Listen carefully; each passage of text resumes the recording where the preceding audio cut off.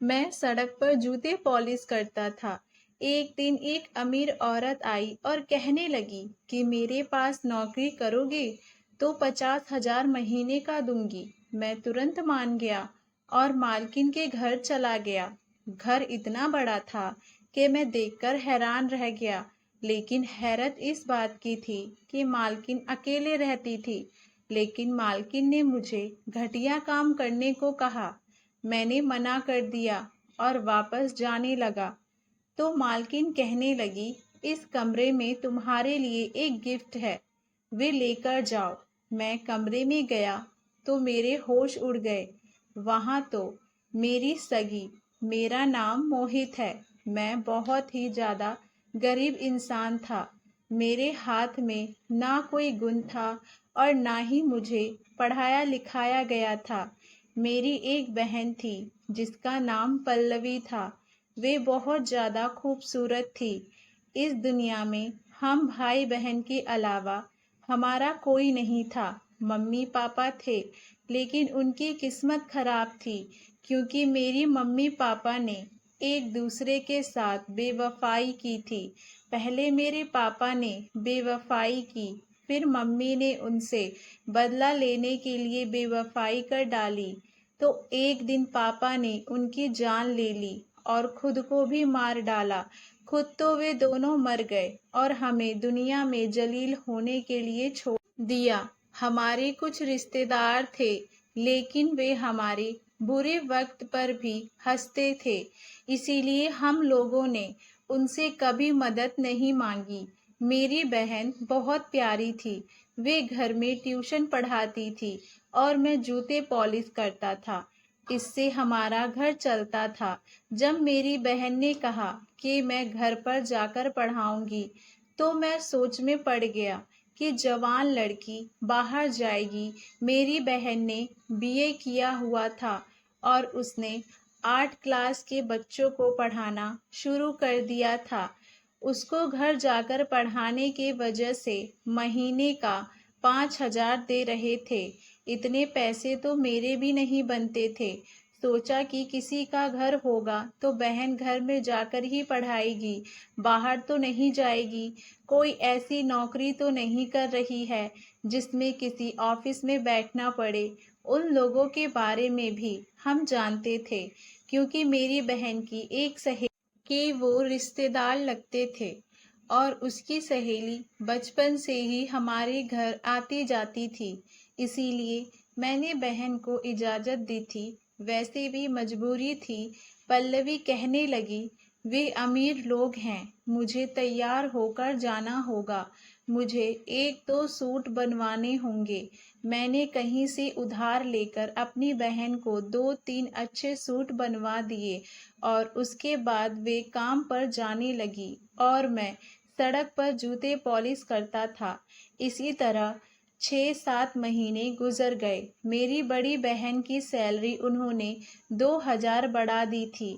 अब मेरी बहन महीने के 7,000 कमा रही थी और इतने ही पैसे मैं भी बना लेता था। हम घर में 2 ही लोग थे, इसीलिए हमारा गुजारा हो जाता था। कभी घर में सब्जी नहीं होता था तो हम सूखी रोटी भी खा लेते थे। लेकिन मैं जानता था कि ज़िंदगी इस तरह नहीं गुजरेगी क्योंकि मेरी बहन की उम्र 18 साल की हो गई थी। मुझे उसकी शादी भी तो करनी थी और उसकी शादी के लिए दहेज बनाना था। लेकिन इस तरह तो कुछ नहीं होने वाला था। एक दिन सड़क पर बैठा जूते पॉलिश कर रहा था, तभी मेरे पास एक औरत आई। मैं हैरान हुआ कि इस तरफ क्यों आ रही है, क्योंकि मैं औरतों के जूते पॉलिश नहीं करता था और औरतों के जूते ऐसे होते भी नहीं थे जिसको पॉलिश किया जाए। लेकिन वे मेरे पास आकर रुक गई, थोड़ी देर मुझे देखती रही और वे कहीं खो गई। मैं दुकान के आगे बैठा करता था। जूतों वाली दुकान बहुत बड़ी थी, इसीलिए मैं उसके आगे ही बैठता था। दुकान के सामने एक ब्रेंच लगा हुआ था, वे वहीं बैठ गई। वे बहुत अमीर औरत लग रही थी। उसकी उम्र शायद 40 साल होगी। उसने काला चश्मा पहन रखा था और मुझे नहीं पता था कि उस चश्मे के अंदर से मुझे ही देख रही है। मैं भी अपनी बहन की तरह शकल सूरत में बहुत अच्छा था, लेकिन जब मैं पैदा हुआ था तो सबने कहा था कि बहुत ही खूबसूरत बेटा पैदा हुआ है। लेकिन मुश्किल हालत ऐसे आई कि मेरी शकल ही बदल गई और मेरी शकल देखकर यही लगता था कि जैसे मैं बहुत ज़्यादा परेशान हूँ और हर वक्त परेशान रहता हूँ। वे किसी का इंतज़ार कर रही थी, वे बार बार घड़ी देख रही थी। वे बोली, यहाँ पर बैठकर कितने पैसे कमा लेते हो। शायद उसका समय नहीं गुजर रहा था, इसीलिए वक्त गुजारने के लिए वे मेरे साथ बातें करने लगी। मैंने बोला, बहुत कम बनाते हैं, लेकिन कुछ ना कुछ बन जाता है। फिर कहने लगी, इतने पैसे? तो मैंने कहा 7,000। वे बोली, इतने पैसे में तो घर नहीं चलता होगा। मैंने कहा, गुजारा नहीं चलता लेकिन चलाना पड़ता है और कोई काम नहीं आता। मैंने मजदूरी करने के बारे में सोचा था, लेकिन रोज दिहाड़ी नहीं बनती। हजारों मजदूर इंतजार में बैठे होते हैं, वहीं बैठकर घर चले जाते हैं।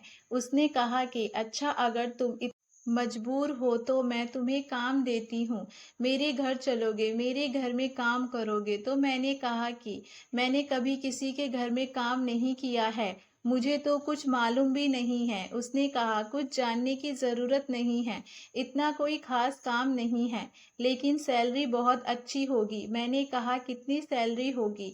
उसने कहा, 50,000। मेरे हाथ से सामान गिर गया, मैं हैरान रह गया। मैंने कहा कि आप 50,000 देंगे सिर्फ अपने घर का काम करने के लिए? जाहिर है मेरे घर में क्या काम होना था, या तो उसने मुझसे सफाई करवानी थी, या फिर घर का ख्याल रखना था, या साग सब्जी लेकर आना था। और इस काम के लिए इतने पैसे, इतनी सैलरी तो किसी ऑफिसर को भी नहीं होती। मैंने कहा, आप जरूर मजाक कर रही हैं, गरीबों का मजाक नहीं बनाना चाहिए। भगवान ने आपको सब कुछ दिया है, तो इसका मतलब ये नहीं कि आप हमारा मजाक बनाएं।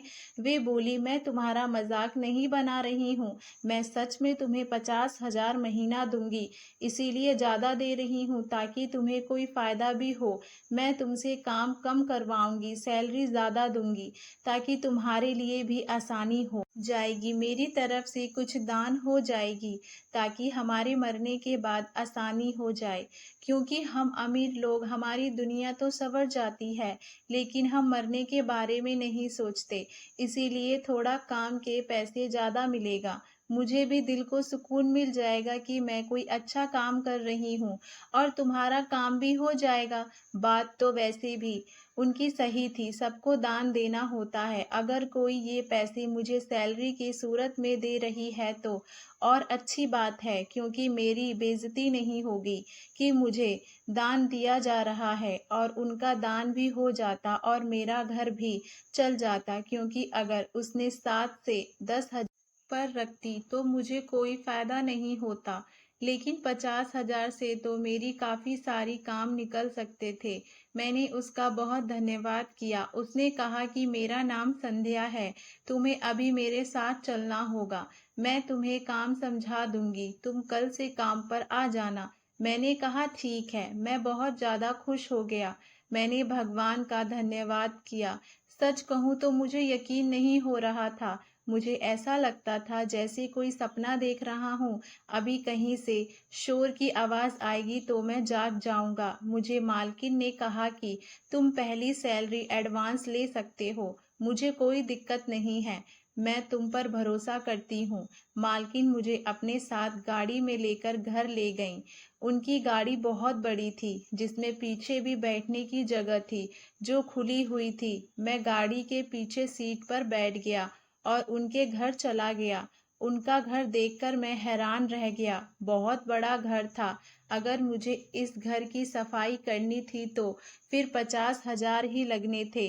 घर बहुत ही ज़्यादा खूबसूरत है, लेकिन जब मैं अंदर गया तो मालकिन ने कहा कि तुम्हें घर की सफाई नहीं करनी है, ये खाना नहीं बनाना है, मैंने ये सब काम के लिए पहले ही 2 नौकर रख लिए हैं, तुम बस इसका काम करवाना, रोज की सब्जी वगैरह लेकर आना और देखना है कि सारे काम ठीक से कर रहे हैं या नहीं।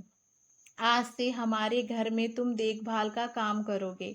मैं सोच रहा था कि ये तो बहुत ही आसान काम है, यानी मुझे खुद को कोई काम नहीं करना, बल्कि दूसरों से करवाना है। और रही बात सौदा का, कौन सा मुझे सर पर उठाकर लेना है। इतने बड़े घर में तो सौदा भी गाड़ी में ही आएगा।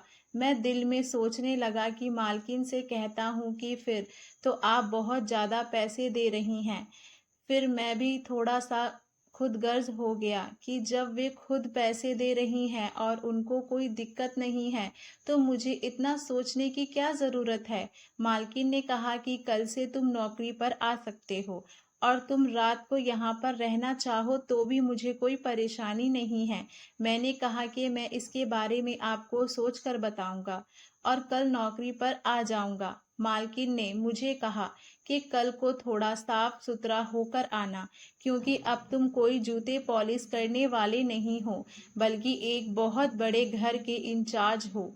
यही सोचकर मुझे भी खुशी हो रही थी कि अचानक से मेरी किस्मत बदल गई। मैं भी सड़क के किनारे बैठा जूते पॉलिश कर रहा था और अब इतनी बड़ी घर की जिम्मेदारी मुझ पर आ गई थी। मालकिन ने मुझे एडवांस सैलरी भी दे दी।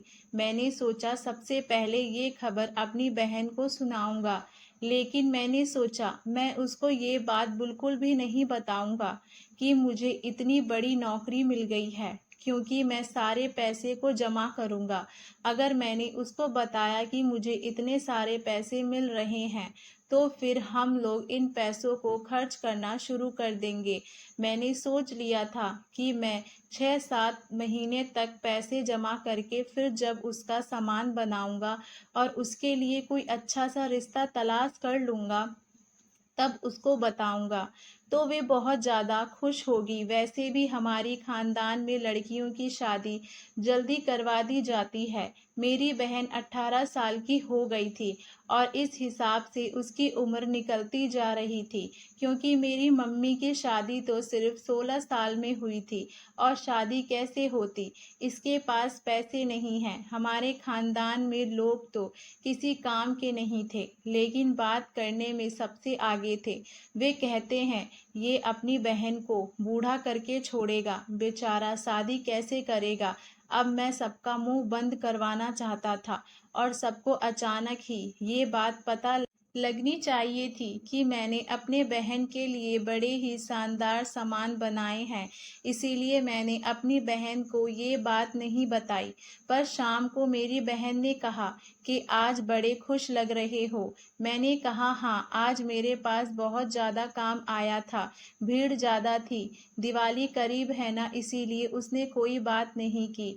वे भी बहुत खुश थी। मैंने कहा तुम इतनी खुश क्यों हो, तो कहने लगी जहाँ पर मैं काम करती हूँ, उन्होंने कहा है कि अगले महीने तुम्हारी सैलरी 2,000 और बढ़ा देंगे, यानी मेरी सैलरी 9,000 हो जाएगी। बच्चे की क्लास भी बढ़ जाएगी।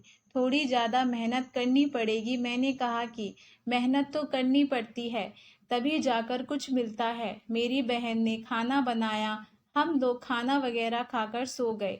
मैंने उसे कहा मैं आज से ज़्यादा काम करूँगा, क्योंकि मुझे बहुत सारे पैसे जमा करने हैं। मैं सुबह सुबह पहले नहीं उठता था, लेकिन अब उठना था। मुझे हैरानी इस बात का था कि इतने बड़े घर में मालकिन बिल्कुल ही अकेली रहती थी। मुझे तो लगता था इस घर में और भी लोग होंगे, पर यहाँ नौकर ज़्यादा थे और रहने वाला कोई भी नहीं था। मालकिन रात भर जागती थी और दिन 12 बजे तक सोती रहती थी। खाना भी नहीं खाती थी और उठने के बाद चाय पी लेती। जब शाम होती तो सिर्फ एक टाइम का खाना खाती थी। वे बहुत ज़्यादा खाना होता था। इसमें हर तरह चीज़ होती थी, साग सब्जी गोश्त वगैरह सब कुछ होता था। वे खाना खाकर सो जाती थी, सारी रात जागती रहती थी और सारा दिन सोती रहती थी। शायद अमीर लोगों की जिंदगी ऐसी होती होगी। इधर भी ज़्यादा काम नहीं थे, फिर भी सबकी जिम्मेदारी थी और मुझे बड़ा ही अच्छा लग रहा था।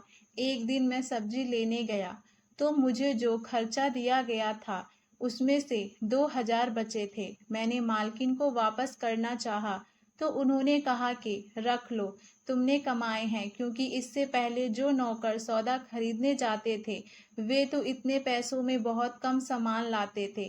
तुमने तो बड़ी अक्लमंदी से खरीदारी की है और इतनी सारी चीज़ें भी ले आए हो और पैसे भी बचाए हैं, तो ये पैसे तुम्हारे ही हैं। इनाम है, मैंने मालकिन के पास 1 हफ्ते काम किया। वे मेरा बहुत ज़्यादा ख्याल रखती थी, जैसे मुझे ही हर वक्त देख रही हो कि मैं ठीक से काम कर रहा हूँ या नहीं। मैंने भी कोई गलती नहीं की, क्योंकि बड़े लोगों को नौकरों को चेक करने की भी आदत होती है। ऐसे ही कोई थोड़ी किसी पर भरोसा करता है। लेकिन कुछ ऐसा हुआ कि मैं हैरान रह गया। एक दिन मालकिन ने मुझसे कहा कि आज रात तुम घर नहीं जाना। मैंने कहा नहीं, मुझे मेरे घर जाना है, बहुत ज़रूरी काम है। उन्होंने कहा अच्छा, देर से चले जाना। मालकिन ने मुझे कमरे में बैठा दिया और कहा कि मुझे तुमसे कोई काम है, मैं तुम्हें बताती हूँ। मैं उस कमरे में 2 घंटे तक उनका इंतज़ार करता रहा, लेकिन वे वहाँ नहीं आ रही थीं। मैं भी सोचने लगा कि कौन सा काम हो सकता है, घर के सारे काम तो हो गए होंगे। 2 घंटे बाद मालकिन आई, तो वे बहुत ही ज़्यादा तैयार होकर आई थी। काफ़ी खूबसूरत लग रही थीं, अपनी उम्र से बहुत पीछे लग रही थीं। मैंने कहा कि आपको कहीं जाना है?